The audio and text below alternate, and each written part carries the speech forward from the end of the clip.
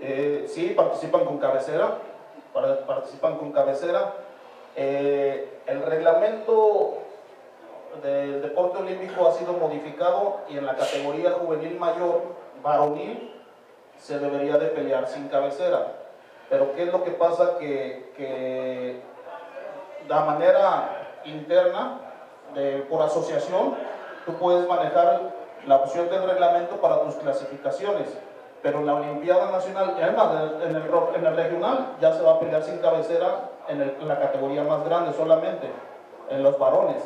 Y aquí a nivel estatal lo hacemos con cabecera para proteger al boxeador del mismo, de un corte o un cabezazo sobre todo.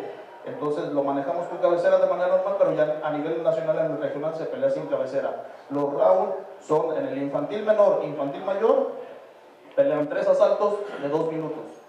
En el juvenil menor, juvenil mayor, 3 asaltos de 3 minutos. Y la femenil pelea 4 asaltos de 2 minutos.